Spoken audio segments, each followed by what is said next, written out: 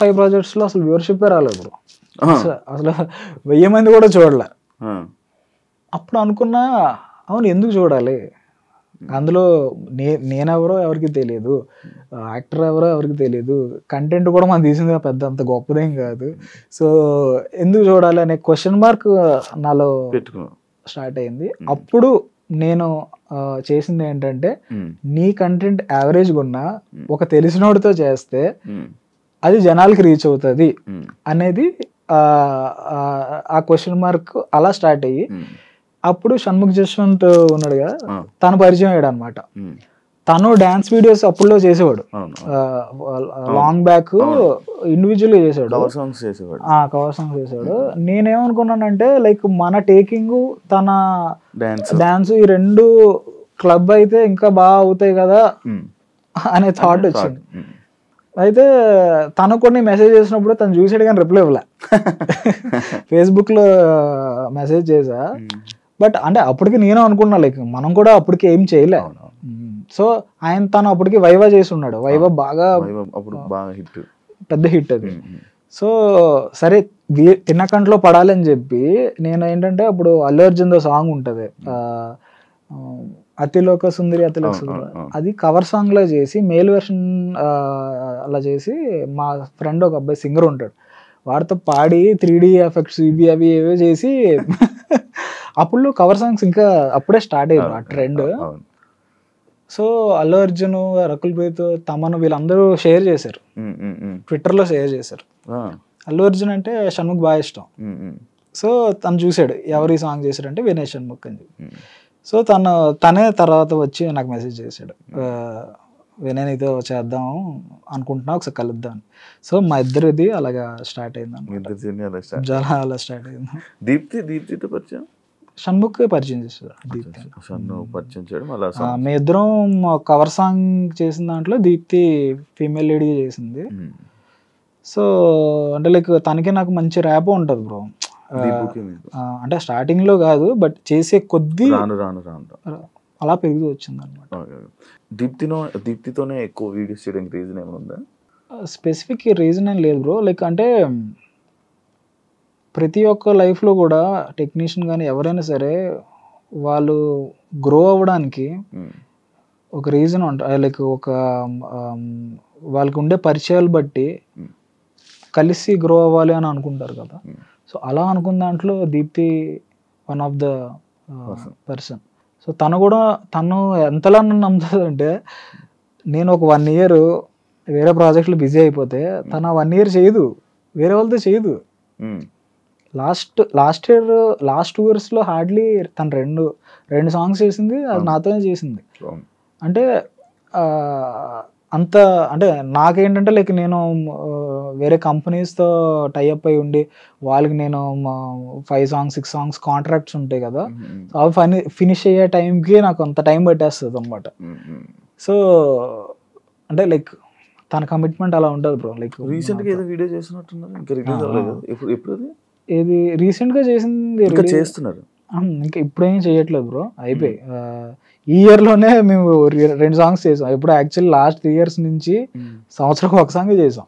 ఈ మధ్య ఏదో షూటింగ్ జరుగుతున్నట్టు ఉన్నది,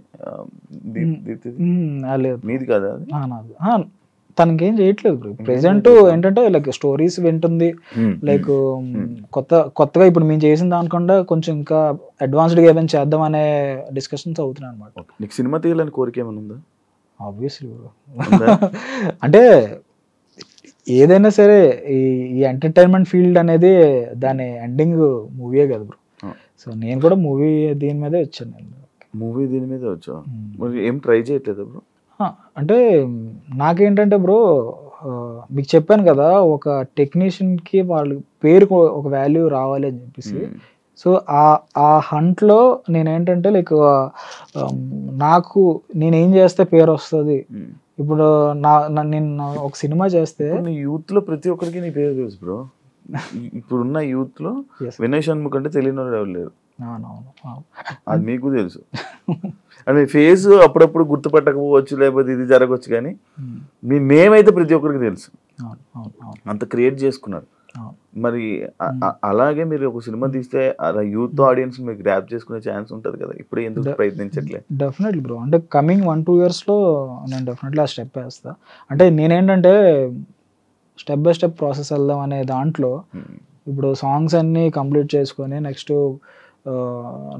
నా చేతులతో లైక్ నేనే డైరెక్ట్ చేసుకునే సిరీస్ ఏమైనా చేద్దాము, ఆ తర్వాత మూవీస్ చేద్దాము. అంటే నేను కూడా నా సెల్ఫ్గా నేను కాన్ఫిడెంట్ ఉంటేనే అందులోకి వెళ్ళాలనుకుంటాను బ్రో. నేను కాన్ఫిడెంట్గా లేకుండా నేను వాళ్ళ సినిమా నాకు వచ్చాయి బ్రో, మంచి మంచి సినిమా ఆఫర్స్ వచ్చాయి, కాకపోతే నేను 100% కాన్ఫిడెంట్గా లేను కాబట్టి నేను ఇంకా అందులోకి వెళ్ళా. సో ఇప్పుడు ఏంటంటే నేనే ఒక వెబ్ సిరీస్ డైరెక్ట్ చేస్తున్నారా, అంటే ఆల్రెడీ స్క్రిప్ట్ ఇవన్నీ వర్క్స్ అయ్యాయి. సో నెక్స్ట్ అది 3-4 monthsలో రిలీజ్ చేస్తాను. యూట్యూబ్కి ఫస్ట్ యూట్యూబ్కే చేస్తాను, ఎందుకంటే మనం వచ్చింది యూట్యూబ్ నుంచి బ్రో. సో యూట్యూబ్కే చేస్తా, తర్వాత నెక్స్ట్ స్టెప్ వేస్తా. మీ సాంగ్స్లో మనుషులు చాలా అందంగా కనిపిస్తారు, అమ్మాయిలు ఇంకా చెప్పుకునే అవసరం లేదు, చాలా అందంగా చూపిస్తూ ఉంటారు. ఏం బ్రో మ్యాజిక్? మ్యాజిక్ ఏం లేదు బ్రో, అంటే నేను మీకు చెప్పా కదా ఫస్ట్ 3 projects షార్ట్ ఫిల్మ్లో నేను చేశాను, నన్ను బాగా చూపించలేదండి. సో అప్పటి నుంచి నాకు ఫీలింగ్ ఏంటంటే మెన్ ఆర్ ఉమెన్ వాళ్ళని మనం బాగా చూపించాలి, అసలు కంటెంట్తో సంబంధం లేకుండా వాళ్ళని ఎప్పుడైతే బాగా ప్రెజెంట్ చేస్తామో ఒక సినిమాటోగ్రఫర్గా మనకు పేరు వస్తుంది. సో ఆ ప్రాసెస్లో నేనేంటంటే లైక్ వాళ్ళ కొంతమందికి లైక్ ఒక మంచి కైండ్ ఆఫ్ యాంగిల్స్ ఉంటాయి బ్రో, లైక్ ఈ ఫేస్ కట్లో ఒకళ్ళు ప్రాపర్గా ఉంటారు లుక్స్లో, ఇందులో ఒకళ్ళు బాగుంటారు. సో అది ఒక సినిమాటోగ్రాఫర్కి అర్థం అవ్వాలన్నమాట, డిఓపికి. సో మనం ఎలా ఫ్రేమ్ పెట్టినా కూడా అది వాళ్ళ అది అడాప్ట్ చేసుకుంటారు అన్నమాట. సో నేను పర్టికులర్ హీరోయిన్ కానీ హీరోతో వర్క్ చేసినప్పుడు వీళ్ళ బ్యూటీ యాంగిల్ ఎక్కడ ఉంది, వాళ్ళ లుక్ ఎక్కడ ఉంది అనేది ఫస్ట్ డేలోనే నేను ఫస్ట్ టెస్ట్ చేస్తాను. ఏం చేయను బ్రో, టెస్ట్లు ఏం చేయను, డైరెక్ట్ గా లొకేషన్స్ లో ఫస్ట్ చూసుకుంటా ఉంటావు.